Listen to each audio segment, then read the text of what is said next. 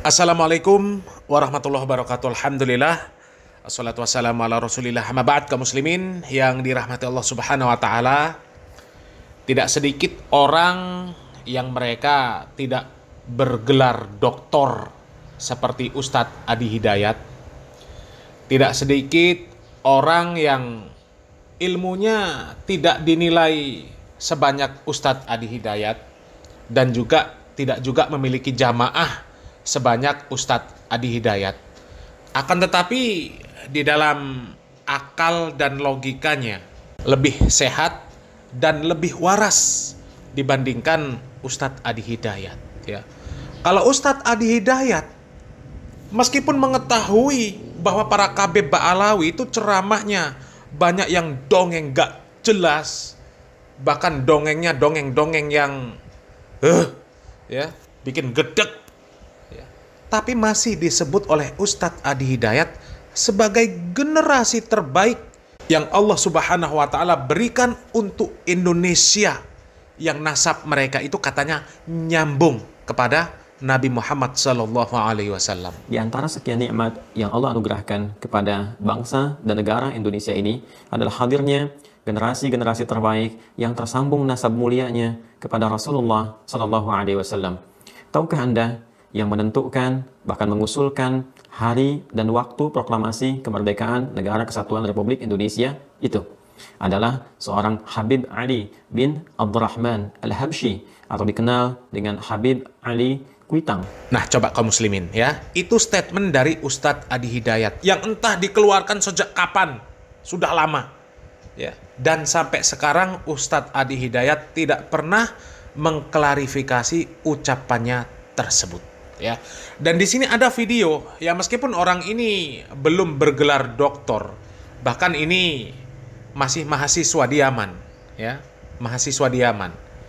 Meskipun sudah punya gelar ustadz, ya, ustadznya Ustadz Nasab Palsu namanya, karena ustadz ini ikut membongkar kebobrokan para Kabeb Ba'alawi, tidak menjadi mukibin seperti Ustadz Adi Hidayat, tidak memuja-muja Ba'alawi seperti Ustadz Adi Hidayat, ya. Orang ini lebih sehat akalnya dan lebih cerdas di dalam menilai siapa Ba'alawi, ya. Ba'alawi bercerita bahwasanya ada tokoh-tokohnya yang terdahulu yang jadi wali yang bisa menahan matahari. Tapi orang ini mengkritik keras, ya. Mengkritik keras, mana ada bisa menahan matahari, ya. Coba kita lihat videonya kaum muslimin. Dulu ada seseorang masuk ke kota Tarim, wali. Masuk ke kota Tarim, yang namanya wali, subhanallah, Allah berikan keagungan daripada karomah mereka sampai memberhentikan matahari. Matahari itu dibuat berhenti. Agak lama asarnya. Kemudian ada perempuan kota Tarim keluar dari jendela yang mengatakan, "Gal ya fulan, fakka syams."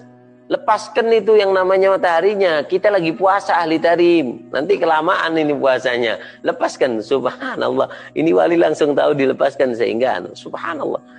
Para salihin jalisus salihin fa inna ajaibuhum la yafna. Duduklah kalian dengan orang saleh. Bakar bin Salim ini bukan hanya bisa memadamkan api neraka saja, Pak. Bukan hanya, tapi bisa menghentikan matahari. Jadi ada satu kisah itu yang pernah kita dengar mungkin di Indonesia.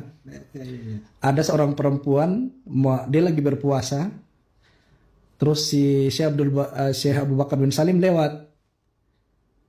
Karena di kewaliannya tinggi, matahari ditahan.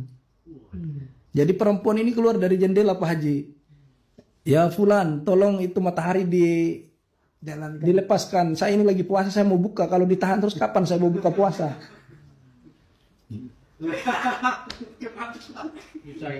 Jadi Syekh Abu Bakar bin Salim pun melepas itu matahari.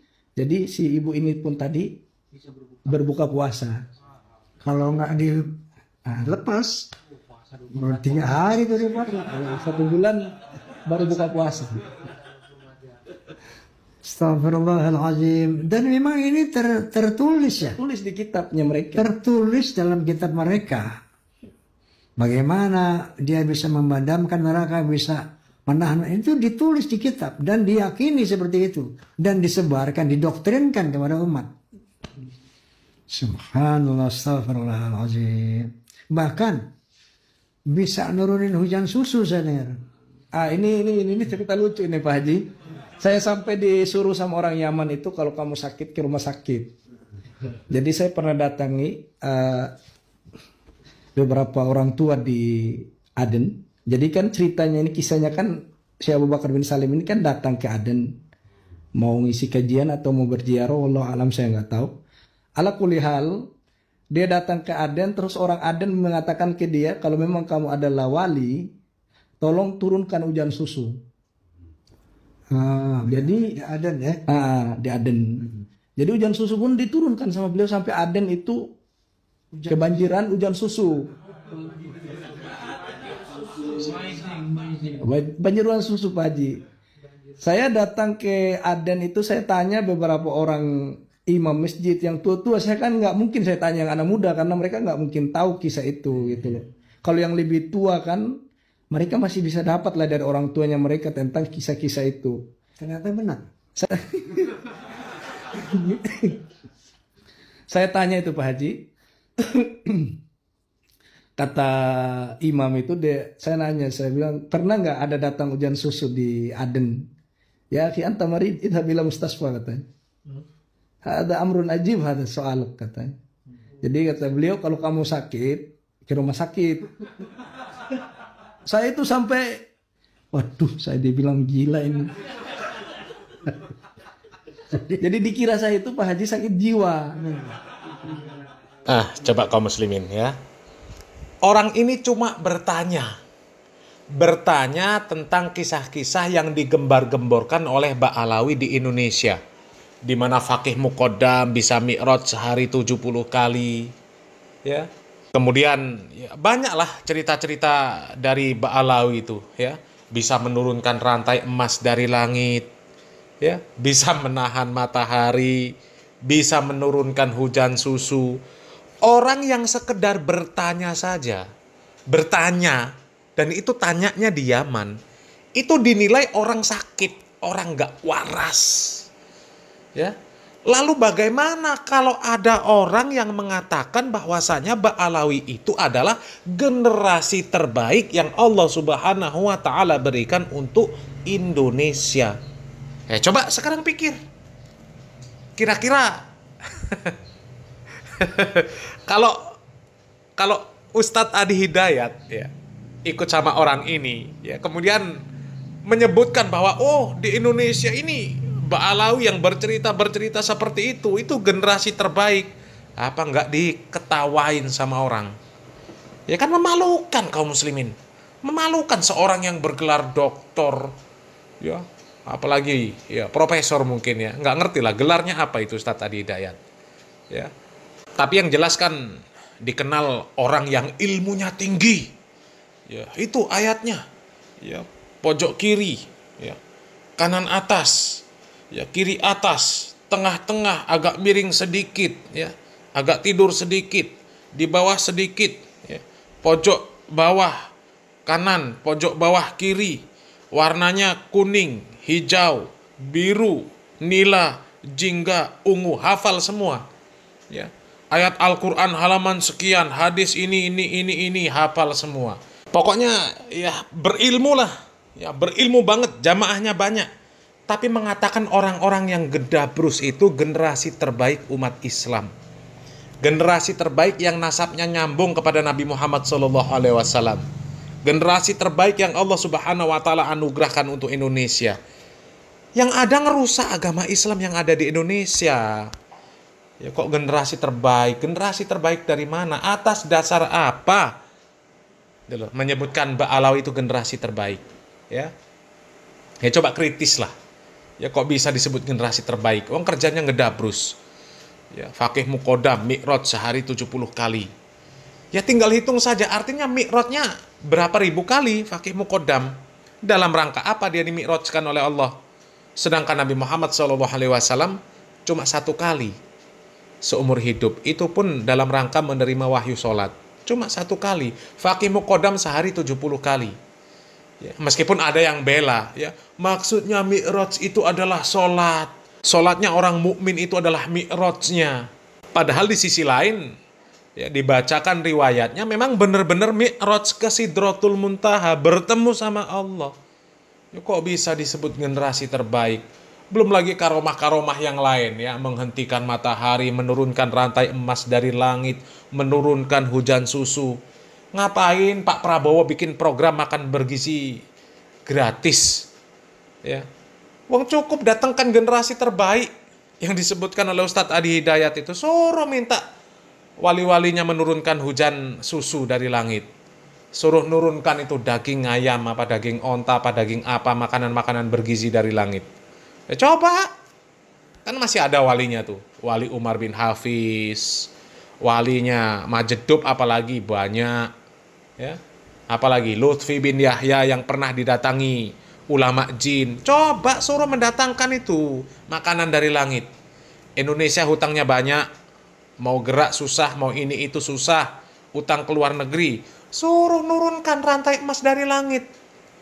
Ya, bila perlu jangan rantai emas. Ya, intan berlian permata dari langit, dari surga dibawa turun.